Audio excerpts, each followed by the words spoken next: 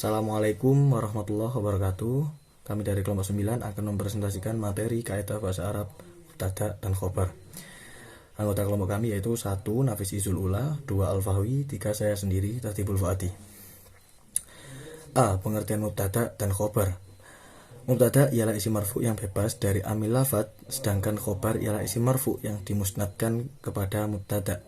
Berkata Syekh Muhyiddin Abdul Hamid tentang penjelasan mubtada dan khobar bahwa mubtada adalah ibarah yang di dalamnya tergantung 3 syarat, yaitu 1 berupa isim, 2 berada dalam keadaan rofa, 3 tidak terdapat di dalamnya amil-amil lafdiyah, yaitu inna dan macam-macamnya, kana dan macam-macamnya, dan donna dan juga macam-macamnya.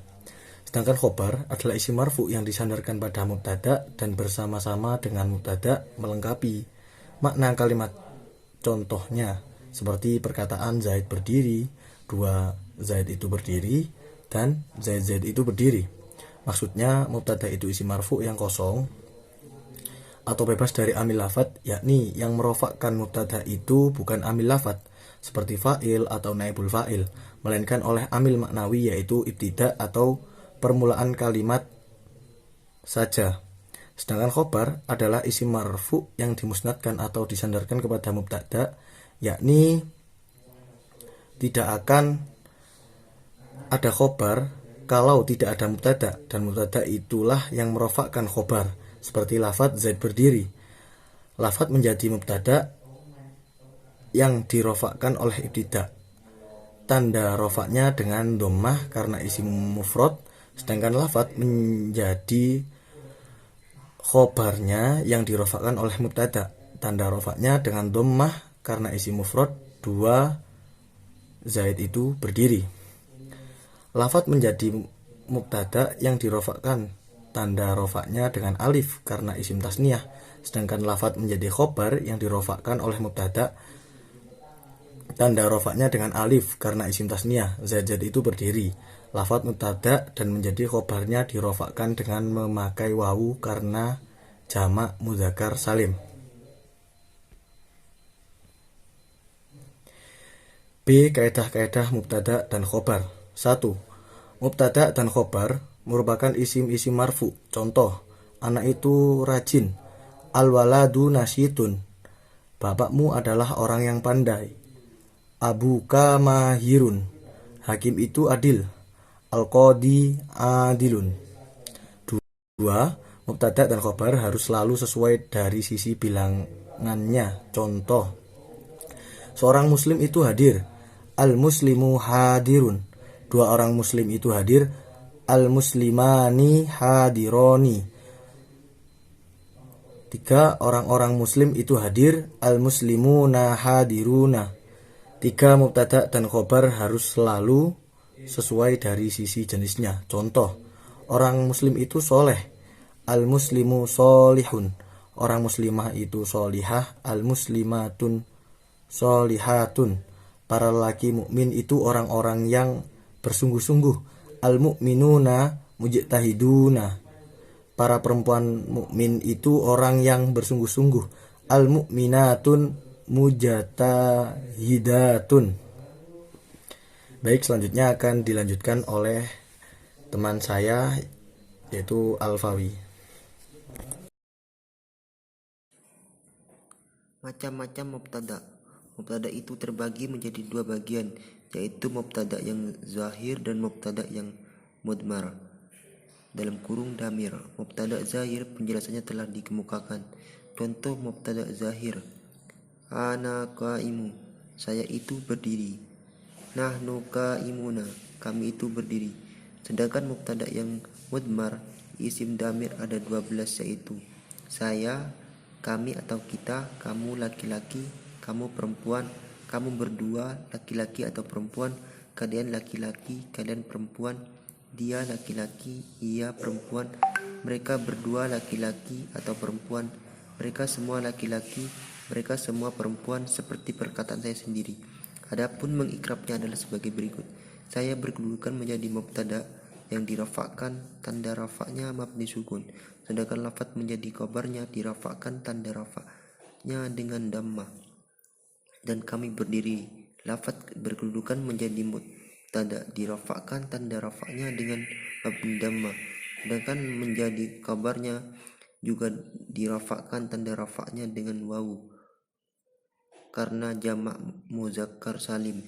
Selain pembagian di atas, jika dilihat dari kabarnya maka mubtada terbagi menjadi dua, yaitu mubtada yang mempunyai kabar, contohnya Muhammad mustalima, dan mubtada yang tidak memiliki kabar akan tetapi mempunyai isim marfu yang menepati posisi daripada kabar, contohnya ana tifli, apakah bayi telah tidur. Naim adalah mubtada sedangkan tif adalah fa'il yang menempati posisi kabar, contoh ma mahmudu al-buhli, tidak terpuji orang kikir.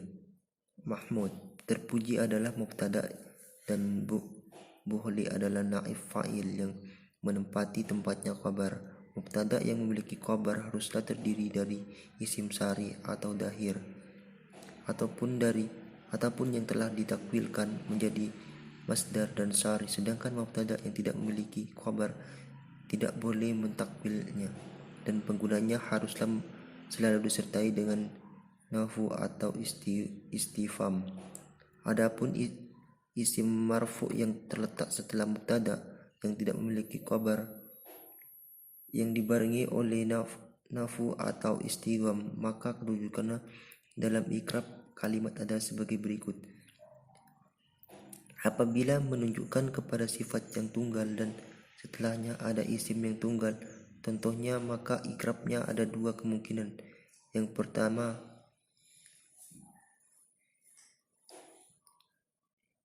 ma mahmudu al-buhli,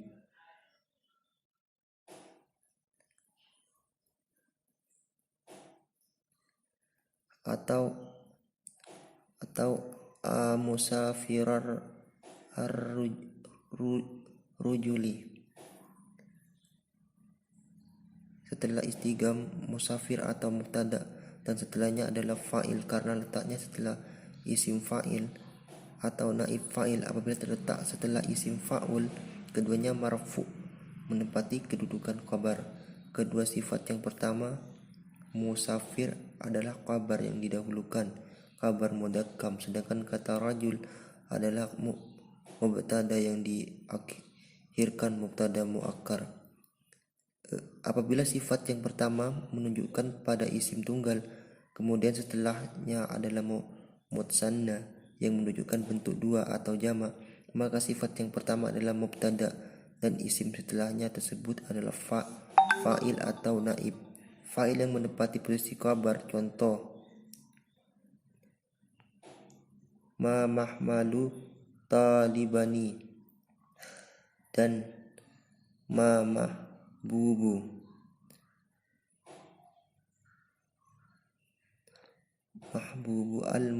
al-mukarriruna. Kata mu'mil adalah mubtada sedangkan talibani adalah fa'il karena terletak setelah isim fa'il, dan kata mahbub adalah mubtada sedangkan maksirun adalah naim fa'il karena terletak setelah isim fa'ul. Apabila sifat yang pertama berbentuk dua, mutsanna atau jamak, dan setelahnya adalah mutsanna atau jamak, maka isim yang pertama adalah kabar yang didahulukan kabar mudakkam dan isim yang setelahnya adalah mubtada yang diakhirkan mubtada muakkar, contohnya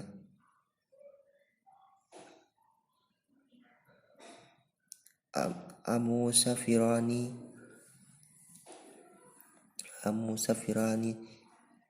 taifani dan mamukarriruna al-muhtahiduna. Kata musafirani dan musirun adalah kabar mudakkam sedangkan daifani dan mujahidun adalah mubtada muahhar. Mubtada itu terbagi menjadi dua bagian, yaitu mubtada yang zahir dan mubtada yang domir. Mubtada zohir penjelasannya telah dikemukakan. Contoh mubtada zohir, ana qaimun, saya itu berdiri, nahnu qaimuna, kami itu berdiri. Sedangkan mubtada yang mudhamar isim dhamir ada 12, yaitu saya, kami atau kita, kamu laki-laki, kamu perempuan, kamu berdua laki-laki atau perempuan, kalian laki-laki, kalian perempuan, dia laki-laki, ia perempuan, mereka berdua laki-laki, mereka semua laki-laki, mereka semua perempuan, seperti perkataan saya berdiri. Adapun mengi'rabnya adalah sebagai berikut. Saya berkedudukan menjadi mubtada yang dirofakkan, tanda rofaknya mabni sukun, sedangkan lafadz menjadi khobarnya dirofakkan, tanda rofaknya dengan domah.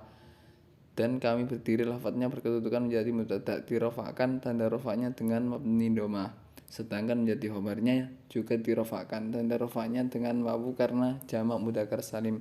Selain pembagian di atas, jika dilihat dari khobarnya maka mubtada terbagi menjadi dua, yaitu mubtada yang mempunyai khobar, contohnya Muhammad Mubtasimah, dan mubtada yang tidak memiliki khobar akan tetapi mempunyai isim marfu yang menempati posisi daripada khobarnya, contoh ana imun tafl.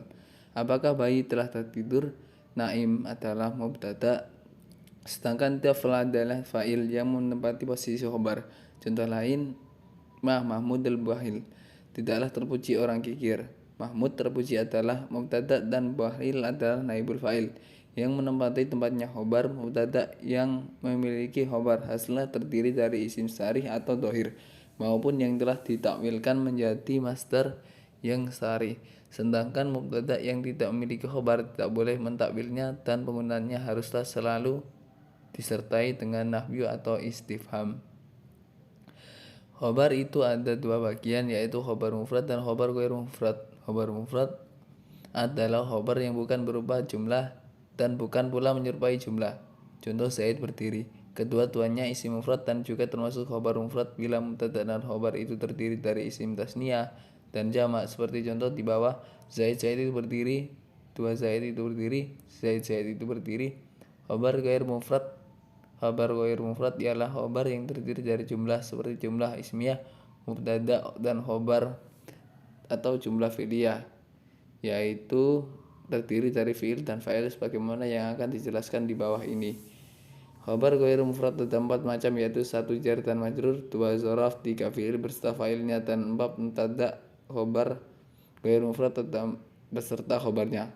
Contoh seperti perkataan Zaid berada di dalam rumah, khobarnya terdiri dari jar dan majrur. Zaid berada di sisimu, khobarnya dzaraf. Zaid ayahnya telah berdiri, khobarnya terdiri dari fiil dan fa'il. Zaid hamba perempuannya pergi, khobarnya terdiri dari mubtada dan khobar lagi.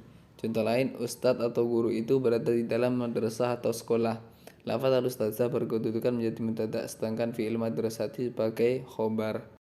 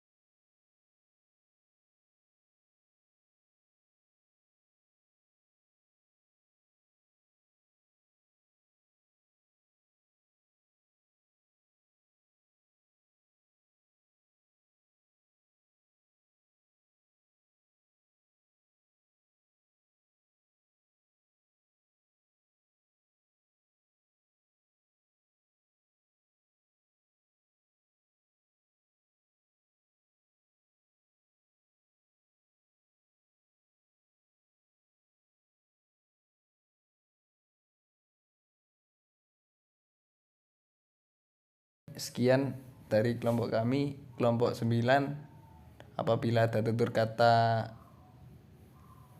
atau percakapan yang salah, kami mohon maaf sebesar-besarnya. Assalamualaikum warahmatullahi wabarakatuh.